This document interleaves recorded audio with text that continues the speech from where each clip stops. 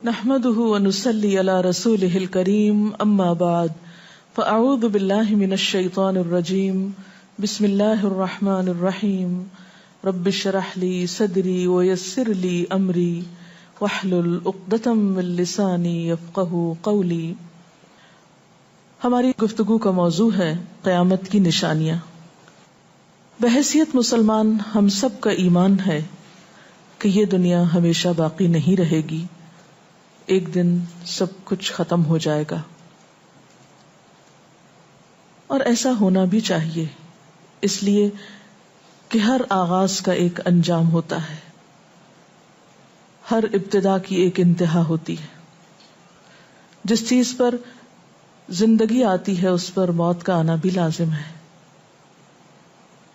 ہم اپنے آس پاس اس کی بہت سی نشانیاں دیکھتے رہتے ہیں. کائنات میں بہت سے دلائل بکھرے ہوئے ہیں جو ہمیں یقین دلاتے ہیں کہ ایک دن یہ سب کارخانہ بند ہو جائے گا، ختم ہو جائے گا، یہ دنیا فنا ہو جائے گی. وہ وقت قرآن پاک کے الفاظ میں زمین و آسمان پر بہت بھاری ہوگا، اور اس بھاری وقت کے آنے سے پہلے دنیا میں کچھ علامات نمودار ہوں گی. تو آج چند ایک احادیث آپ کی خدمت میں پیش کروں گی جو قیامت کی نشانیوں کے بارے میں ہیں. اس سے ایک تو ہمیں اپنے عمل کا جائزہ لینے کا موقع ملے گا، دوسرے ان سے یہ بات سامنے آتی ہے کہ نبی صلی اللہ علیہ وسلم کی باتیں کتنی سچی باتیں تھیں. وہ لوگ جو حدیث کا انکار کرتے ہیں یا احادیث کا مذاق اڑاتے ہیں، وہ ان احادیث کی روشنی میں آج کے حالات کو دیکھ سکتے ہیں کہ آپ صلی اللہ علیہ وسلم نے اللہ تعالی کی بھیجی ہوئی وحی کی روشنی میں جو باتیں فرمائیں آج وہ ہم اپنی آنکھوں سے دیکھ رہے ہیں. بہرحال اس وقت میرے سامنے حضرت ابو ہریرہ رضی اللہ تعالی عنہ کی حدیث ہے جسے ابن خزیمہ نے روایت کیا ہے. رسول اللہ صلی اللہ علیہ وسلم نے فرمایا، قیامت کی نشانیوں میں سے ہے کہ آدمی مسجد کے پاس سے گزرے گا مگر اس میں 2 رکعتیں ادا نہیں کرے گا. آج کتنے ہی لوگ ایسے ہیں کہ جن کے گھروں کے سامنے مسجدیں ہیں، وہ دن رات مسجدوں سے آوازیں سنتے ہیں لیکن مسجد کے اندر نہیں جاتے. نبی صلی اللہ علیہ وسلم کے زمانے میں اس بات کا تصور ہی نہیں تھا کہ کوئی شخص اپنے آپ کو مسلمان کہے اور پھر وہ نماز نہ پڑھے. اسی لیے ہم دیکھتے ہیں کہ منافقین ہر حال میں مسجد میں پہنچتے تھے، بلکہ انہوں نے اپنی ایک الگ مسجد بھی بنائی تھی یا مسجد نامی عمارت بنائی تھی. لیکن قیامت کے نزدیک مسجدوں کے پاس سے گزرنے والے مسجد نہیں جائیں گے. ایک اور حدیث میں آتا ہے، حضرت انس فرماتے ہیں رضی اللہ تعالی عنہ کہ اللہ کے رسول صلی اللہ علیہ وسلم نے فرمایا، لوگوں پر ایک ایسا دور آئے گا کہ ان میں اپنے دین کی حفاظت پہ صبر کرنے والا اس شخص کی مانند ہوگا جو آگ کے انگارے کو اپنی مٹھی میں تھامنے والا ہے. یعنی دین پر استقامت اور دین پر عمل اتنا مشکل ہو جائے گا بعض اوقات کہ جیسے ایک انگارہ ہاتھ میں لینا کہ انسان نہ لے سکے اور نہ پھینک سکے. ایک اور نشانی جو آپ صلی اللہ علیہ وسلم نے ہمیں بتائی وہ یہ کہ زمانہ قریب آ جائے گا، عمل میں نقص واقع ہوگا اور بخیلی پیدا ہو جائے گی، دل تنگ ہو جائیں گے. ایک اور حدیث میں آتا ہے کہ بخیلی کا عام ہونا قیامت کی نشانیوں میں سے ہے. آج آپ دیکھیں کہ بسا اوقات انسان کے پاس اللہ کی دی ہوئی بے شمار نعمتیں ہوتی لیکن انسان ان نعمتوں میں کسی کو شریک نہیں کرتا. چھوٹی چھوٹی باتوں کو مائنڈ کر جانا، چھوٹی چھوٹی باتوں پہ ناراض ہو جانا، چھوٹی چھوٹی چیزوں کو حد سے زیادہ محسوس کر لینا، یہ سب کچھ شح کی وجہ ہی سے تو ہے، بخل کی وجہ سے ہی تو ہے. بخل صرف مال میں نہیں ہوتا، بخل تمام نعمتوں میں ہوتا ہے اگر ان میں اللہ کے دوسرے بندوں کو بطور شکر کے شریک نہ کیا جائے. ایک اور حدیث میں آتا ہے، مجموع الزوائد میں یہ حدیث روایت ہوئی ہے، رسول اللہ صلی اللہ علیہ وسلم نے فرمایا کہ لوگ سخت اور بخیل ہو جائیں گے، یعنی ان کے دل سخت ہو جائیں گے اور ان کے اندر بخل عام ہو جائے گا. ایک اور نشانی قیامت کی آپ صلی اللہ علیہ وسلم نے یہ بتائی کہ مساجد میں زیب و زینت بہت ہوگی، یعنی نمازی تو کم ہوں گے لیکن مسجدیں سجائی بہت جائیں گی. حضرت انس بن مالک کی روایت ہے، مسند احمد نے اس کو روایت کیا ہے، رسول اللہ صلی اللہ علیہ وسلم نے فرمایا قیامت قائم نہیں ہوگی یہاں تک کہ لوگ مسجدوں میں فخر و مباحات کریں گے، یعنی مسجد کے بنانے میں، اس کے سجانے میں، اس کی آرائش میں ایک دوسرے کا مقابلہ کرنے لگیں گے. ایک اور حدیث میں آتا ہے کہ قیامت کی علامات میں سے ہے کہ لوگ مسجدوں کو سجایا کریں گے، یعنی اللہ تعالیٰ کو نماز پڑھ کے خوش کرنے کی بجائے مسجد بنا کے سجا کے خوش کرنے کی کوشش ہوگی. حضرت ابو الدرداء سے روایت ہے کہ جب تم لوگ مسجدوں کو سجانے لگو، قرآن کو مزین کرنے لگو تو تمہاری بربادی ہے، کیونکہ قرآن پاک پڑھنے کے لیے آیا، محض سجانے کے لیے نہیں. آج آپ دیکھیں کہ بسا اوقات ہم اسے پڑھتے کم ہیں، سمجھتے کم ہیں، اس کے مطابق زندگی نہیں بسر کرتے، لیکن خوبصورت انداز میں سنہری الفاظ میں لکھوا کر گھروں میں سجا دیتے ہیں. تو قرآن پاک سجانے کے لیے نہیں آیا، وہ تو ہدی للناس ہے، ساری انسانیت کی ہدایت کے لیے آیا ہے، لیکن ہم نے اس کا بس اتنا ہی فائدہ اٹھایا کہ اسے خوبصورت انداز میں لکھ کے طاقوں میں سجا دیا. اسی طرح ایک اور نشانی کہ انسان حلال حرام کی پرواہ نہیں کرے گا. رسول اللہ صلی اللہ علیہ وسلم نے فرمایا، صحیح بخاری کی روایت ہے، لوگوں پہ ایسا وقت ضرور آنے والا ہے کہ آدمی اس بات کی بالکل فکر نہیں کرے گا کہ جو مال اس نے حاصل کیا ہے وہ حلال ہے یا حرام ہے، یعنی کس ذریعے سے حاصل کیا ہے. ایک اور حدیث میں آتا ہے کہ قیامت سے پہلے سود پھیل جائے گا. ایک اور روایت میں آتا ہے کہ ہر شخص تک اس کا کچھ نہ کچھ غبار پہنچے گا، یعنی کچھ لوگ تو براہ راست اس میں انوالو ہوں گے اور کچھ لوگ انڈائریکٹلی اس سے متاثر ہوں گے. اسی طرح قیامت کی نشانیوں میں سے ایک اور نشانی دیگر امتوں کی مشابہت اور تقلید ہوگی. حضرت ابو سعید رضی اللہ تعالی عنہ سے روایت ہے، رسول اللہ صلی اللہ علیہ وسلم نے فرمایا، تم اپنی سابقہ امتوں کی ایک ایک بالشت اور ایک ایک گز میں اتباع کرو گے، یعنی چھوٹے سے چھوٹے معاملے میں اور بڑے سے بڑے معاملے میں ان کی پیروی کرو گے، حتیٰ کہ اگر وہ کسی سانڈے کے سوراخ میں داخل ہوئے ہوں گے، یعنی گوہ کے سوراخ میں، تو تم بھی ان کی پیروی کرو گے، اس سوراخ میں بھی گھسو گے. ہم نے پوچھا، یا رسول اللہ صلی اللہ علیہ وسلم، کیا آپ کی مراد یہود و نصارہ ہیں؟ فرمایا، پھر اور کون؟ اور آج ہم مسلمان دیکھ سکتے ہیں کہ ہم کس کی پیروی کر رہے ہیں، کتاب اللہ اور سنت رسول اللہ صلی اللہ علیہ وسلم کی یا کسی اور کی. قیامت کی نشانیوں میں سے ایک نشانی زلزلے بکثرت آئیں گے.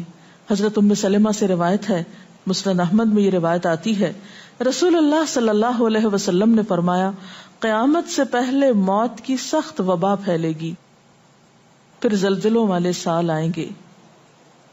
ایک اور روایت میں آتا ہے، قیامت کی نشانیوں میں سے ہے کہ ناگہانی موت کثرت کے ساتھ ہوگی، یعنی اچانک ڈیتھ، یکا یک بیٹھے بیٹھے فوت ہو گئے. امام بخاری نے اس حدیث پر کچھ شعر بھی لکھے ہیں جن کا ترجمہ ہے، فارغ وقت کو غنیمت سمجھ کر کچھ رکوع کر لو، یعنی فارغ بیٹھنے سے بہتر ہے کچھ نوافل پڑھ لو، قریب ہے کہ تیری موت اچانک واقع ہو. تم کتنے ہی صحت مند لوگوں کو دیکھتے ہو جن کی صحت مند جانیں اچانک فوت ہو جاتی ہیں، یعنی ختم ہو جاتی ہیں. حافظ ابن حجر عسقلانی جنہوں نے بخاری کی شرح لکھی ہے فتح الباری، وہ کہتے ہیں یہ عجیب اتفاق ہے کہ امام بخاری خود بھی اسی طرح اچانک فوت ہوئے تھے. یعنی اچانک موت جو ہے وہ کسی پر بھی آ سکتی ہے، کوئی نیک ہو یا بد ہو. ہم یہ نہیں کہہ سکتے کہ ہم بہت نیک ہیں یا ہم بڑے اچھے کام کرتے ہیں تو ہمارے ساتھ یہ معاملہ نہیں ہو سکتا، یہ کسی کے ساتھ بھی ہو سکتا ہے. اس لیے جو وقت آج ہمیں حاصل ہے، جو لمحات آج ہمیں ملے ہیں، ان کو غنیمت سمجھیں اور نیکی کے کام میں پیچھے نہ رہیں. پھر قیامت کی نشانیوں میں سے ایک نشانی یہ بھی بتائی گئی کہ لوگ جان پہچان والوں کو بس سلام کریں گے. عامر بن اسود فرماتے ہیں رضی اللہ تعالی عنہ کہ ہم حضرت عبداللہ بن مسعود کے ساتھ ایک مسجد میں گئے تو جماعت کھڑی تھی، پھر لوگوں نے رکوع کیا اور ہم بھی رکوع کرتے ہوئے ساتھ شامل ہو گئے۔ اتنے میں ایک آدمی آیا اور کہنے لگا، ابو عبد الرحمن، یہ عبداللہ بن مسعود کی کنیت ہے، آپ کو سلام۔ عبداللہ بن مسعود نے حالت رکوع ہی میں فرمایا، اللہ اور اس کے رسول صلی اللہ علیہ وسلم نے سچ کہا تھا۔ نماز کے اختتام پر کچھ لوگوں نے آپ سے پوچھا کہ آپ نے فلاں شخص کے سلام پر یہ کیوں کہا کہ صدق اللہ و رسول، اللہ اور اس کے رسول صلی اللہ علیہ وسلم نے سچ کہا۔ ابن مسعود نے فرمایا، میں نے نبی صلی اللہ علیہ وسلم سے سنا کہ قیامت کی نشانیوں میں سے ہے کہ سلام صرف پہچان والوں کو کیا جائے گا۔ یعنی آپ کسی مجلس میں جاتے ہیں، مسنون طریقہ کیا ہے؟ اگر آپ کسی گیدرنگ میں جائیں، سب کو بیک وقت السلام علیکم کہیں، لیکن بہت دفعہ آپ نے دیکھا ہوگا کہ لوگ آتے ہیں، سب کو نہیں پوچھتے، ان میں سے جو جان پہچان والا ہوتا ہے اس کا نام لے کر بس سلام کرتے ہیں۔ پھر اسی طرح ایک اور نشانی یہ کہ لوگ دعا اور طہارت میں زیادتی کریں گے۔ حضرت سعد رضی اللہ تعالی عنہ سے روایت ہے، انہوں نے سنا کہ ان کا بیٹا اس طرح دعا کر رہا ہے، یا اللہ میں تجھ سے جنت کا سوال کرتا ہوں، اس کی نعمتوں کا سوال کرتا ہوں، اس کی رونقوں اور تر و تازگیوں کا سوال کرتا ہوں، وغیرہ وغیرہ، اور میں آگ سے تیری پناہ مانگتا ہوں، اس کی زنجیروں سے اور طوقوں سے پناہ مانگتا ہوں۔ تو حضرت سعد نے فرمایا، تم نے اللہ تعالیٰ سے خیر کثیر کا سوال کیا ہے اور ضرر کثیر سے پناہ مانگی ہے، جبکہ میں نے رسول اللہ صلی اللہ علیہ وسلم سے سنا کہ ان قریب ایسے لوگ ہوں گے جو دعا میں زیادتی کریں گے۔ یعنی صرف یہ کہہ دینا کافی ہے کہ اللہ تو ہمیں جنت عطا فرما اور دوزخ سے بچا، اس کی بہت تفصیلات میں جانے کی ضرورت نہیں۔ جب جنت میں داخل ہو گئے تو سب کچھ نصیب ہو گیا، اور جب جہنم سے بچ گئے تو سب سے بچت ہو گئی۔ پھر آپ نے یہ آیت پڑھی، اپنے رب سے عاجزی سے دعا مانگو، یقیناً وہ زیادتی کرنے والوں کو پسند نہیں کرتا۔ یعنی دعاؤں میں زیادتی اور اس قسم کی تفصیلات یہ پسندیدہ نہیں ہے۔ تمہیں یہی کافی تھا کہ تم یوں کہتے، یا اللہ میں تجھ سے جنت اور ہر اس قول و عمل کا سوال کرتا ہوں جو جنت کے قریب کر دے، اور میں تیری پناہ چاہتا ہوں جہنم سے اور ہر اس قول و عمل سے جو جہنم کے قریب کرے۔ تو اتنا کہنا کافی تھا۔ پھر قیامت کی نشانیوں میں سے ایک نشانی آپ صلی اللہ علیہ وسلم نے یہ بھی بتائی کہ نااہل حاکم مقرر کیے جائیں گے۔ حضرت ابو ہریرہ سے روایت ہے کہ قیامت کی نشانیوں میں سے ہے کہ ذلیل اور کمینے لوگ نیک شریف لوگوں پر غالب ہو جائیں گے۔ کیوں ابن مسعود، کیا تم نے بھی یہ بات میرے محبوب صلی اللہ علیہ وسلم سے سنی ہے؟ ابن مسعود نے فرمایا، ہاں رب کعبہ کی قسم۔ حضرت حذیفہ سے روایت ہے کہ قیامت اس وقت تک قائم نہ ہوگی جب تک کہ تم اپنے امام کو قتل نہ کرو گے، یعنی لوگ اپنے حاکموں کو مارنے لگیں گے اور اپنی تلواروں کے ساتھ آپس میں ہی لڑائی کرو گے، علاوہ ازیں تم میں سے بدترین لوگ تمہاری دنیا کے وارث ہو جائیں گے۔ اسی طرح قیامت کی نشانیوں میں سے ایک نشانی یہ بھی ہے، حضرت عبداللہ بن مسعود سے مروی ہے کہ رسول اللہ صلی اللہ علیہ وسلم نے فرمایا، قیامت کے قریب صرف مخصوص لوگوں کو سلام کیا جائے گا۔ تجارت اس قدر پھیل جائے گی کہ عورت تجارت میں اپنے خاوند کا ہاتھ بٹائے گی، یعنی اتنا بزنس ہوگا کہ مرد سے اکیلے نہیں سنبھالا جائے گا، عورتیں اس میں شریک ہوں گی۔ رشتہ داری توڑی جائے گی، یعنی مال کثرت سے ہونے کے باوجود رشتہ داروں کا خیال نہیں رکھا جائے گا۔ جھوٹی گواہی دی جائے گی، حق چھپایا جائے گا، اور قلم کا ظہور ہو جائے گا، یعنی نشر و اشاعت خوب ہوگی، خوب لکھا جائے گا۔ ایک اور روایت میں آتا ہے کہ وقت مختصر ہو جائے گا۔ آج آپ دیکھیے ہر شخص وقت کی کمی کی شکایت کرتا ہے۔ حضرت ابو ہریرہ رضی اللہ تعالیٰ عنہ سے روایت ہے، رسول اللہ صلی اللہ علیہ وسلم نے فرمایا، قیامت قائم ہونے سے پہلے یہ نشانی ظاہر ہوگی کہ زمانہ قریب آ جائے گا، یتقارب الزمان، سال مہینے کی طرح، مہینہ ہفتے کی طرح، ہفتہ دن کی طرح، اور ایک دن ایک گھنٹے کی طرح، اور ایک گھنٹہ آگ کے شعلے کی طرح تیزی سے گزرنے والا ہو جائے گا۔ اور آج آپ دیکھیے کہ اللہ کے رسول صلی اللہ علیہ وسلم کی یہ بات کتنی سچ معلوم ہوتی ہے کہ ہر شخص وقت کی کمی کا شکار ہے، اور پتہ ہی نہیں چلتا ہفتہ گزر گیا، پتہ ہی نہیں چلتا مہینہ گزر گیا، پتہ ہی نہیں چلتا سال گزر گیا، پتہ ہی نہیں چلتا اتنی عمر گزر گئی، کل کی بات لگتی ہے. اور انڈائریکٹلی یہ اشارہ اس بات کی طرف کہ زندگی کی رفتار بہت تیز ہو جائے گی، یعنی فاسٹ لائف جس کو آپ کہتے ہیں اس کا شکار ہو جائے گا. ایک اور روایت میں آتا ہے کہ دنیا محبوب ہو جائے گی، موت سے نفرت ہو جائے گی. حضرت ابو ہریرہ سے روایت ہے رسول اللہ صلی اللہ علیہ وسلم نے حضرت ثوبان سے فرمایا، اے ثوبان، اس وقت تمہارا کیا حال ہوگا جب دوسری امتیں تم پر اس طرح ٹوٹ پڑیں گی جس طرح تم کھانے کے برتن پہ ٹوٹ پڑتے ہو. ثوبان نے کہا، میرے ماں باپ آپ پہ قربان، اے اللہ کے رسول صلی اللہ علیہ وسلم، کیا اس وقت ہم تعداد میں کم ہو جائیں گے؟ فرمایا، نہیں، بلکہ تم کثرت میں ہوگے، لیکن اللہ تعالیٰ تمہارے دلوں میں وہن ڈال دے گا. صحابہ نے پوچھا، یا رسول اللہ صلی اللہ علیہ وسلم، وہن کیا چیز ہے؟ آپ نے فرمایا، دنیا سے محبت اور جہاد سے نفرت. اور ایک روایت میں آتا ہے، دنیا سے محبت اور موت سے نفرت. اسی طرح نیک لوگ آہستہ آہستہ کم ہو جائیں گے. رسول اللہ صلی اللہ علیہ وسلم نے فرمایا، نیک لوگ یکے بعد دیگرے رخصت ہوتے جائیں گے، فوت ہوتے جائیں گے. فضول لوگ باقی رہ جائیں گے، بیکار، نکمے، جس طرح جو کا بھوسا یا ردی کھجور باقی رہ جاتی. اللہ تعالیٰ ان فضول لوگوں کی کچھ پرواہ نہ کرے گا. کوڑے کرکٹ کی طرح ہوں گے جن کی کچھ پرواہ نہ کرے گا کہ ان کو پھینک دیا جائے یا کاٹ دیا جائے یا کہیں جلا دیا جائے. ایسے لوگوں کی اللہ تعالیٰ کو کچھ بھی ضرورت نہیں ہو. حضرت عمرو بن شعیب اپنے والد سے اور اپنے دادا سے روایت کرتے ہیں، رسول اللہ صلی اللہ علیہ وسلم نے فرمایا، لوگوں پر ایک ایسا وقت آئے گا کہ ان کی خوب چھانٹی صفائی کی جائے گی تو فضول لوگ باقی رہ جائیں گے اور نیک لوگ ختم ہو جائیں گے. پھر آپ نے اپنے دونوں ہاتھوں کی انگلیوں کو آپس میں ملا کر فرمایا، اس طرح ان کے وعدے اور امانتیں خلط ملط ہو کر رہ جائیں گے اور وہ اختلافات کا شکار ہو جائیں گے. یعنی نہ ان میں وعدوں کا پاس ہوگا، نہ امانتوں کی ادائیگی کا احساس ہوگا، اور وہ ایک ہی چیز جانیں گے اور وہ لڑائی جھگڑا، اختلافات. کیونکہ کوڑا کرکٹ ہے نا، کوئی وزن تو اس کا ہے نہیں، کوئی اصول تو ہے نہیں، کسی نیک کام میں استقامت تو ہے نہیں، بس جدھر کو پانی جا رہا ہے اس پہ بہ رہے ہیں، ہوا چل رہی ہے اس پہ اڑ رہے ہیں. تو ایسے نکمے اور بیکار لوگ باقی بچیں گے اور پھر ایک دن دنیا اپنے اختتام کو پہنچ جائے گی. ہر گھر میں فتنہ داخل ہو جائے گا. حضرت عوف بن مالک فرماتے ہیں کہ میں غزوہ تبوک کے موقع پر رسول اللہ صلی اللہ علیہ وسلم کی خدمت میں حاضر ہوا جبکہ آپ اس وقت چمڑے کے ایک خیمے میں تشریف فرما تھے. آپ نے فرمایا، قیامت کی 6 نشانیاں گن لو.